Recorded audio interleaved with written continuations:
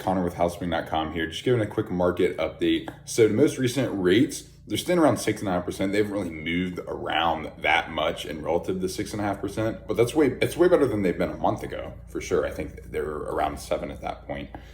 The top markets, this is interesting, realtor.com came out with a top markets list, and they're all in the Midwest or Northeast. I didn't see any exceptions. You didn't have any markets over kind of in the western area of the US. That's kind of interesting. And one thing they had in common where they were more affordable areas, not all of them, I think there was 2 exceptions, one of them being Providence.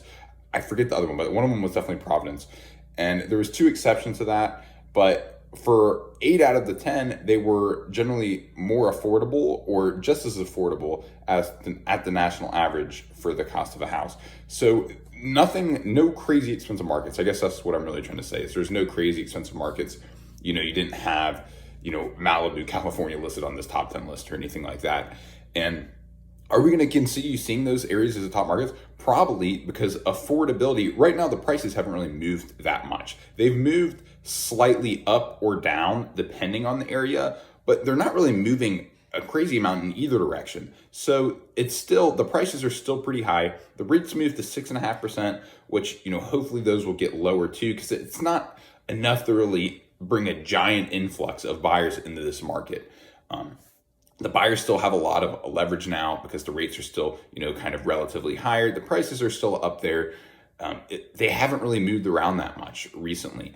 And I think really rates will kind of dictate, whether that happens or not. If rates go down a lot more, we'll probably see more people enter the market looking to buy houses, which would be interesting because would that happen around the holidays later this year? Because usually people don't buy houses around the holidays, right?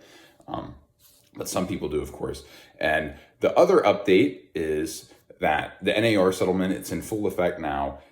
I'm already starting to see some kind of different remnants of, people talking about it online. I'm in a couple realtor group chats and people are already saying, we had a dispute, with the listing side, they weren't really 100% set on compensating us. We really had to work it out. We really had to negotiate for our compensation.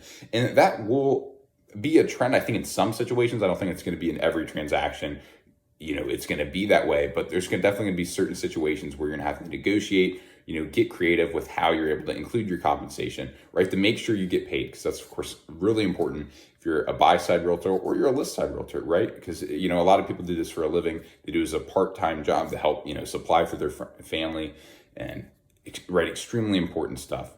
Well, that is the end of today's market update, but go ahead in the comments, let us know what you think the market's going to do as we progress into later this year.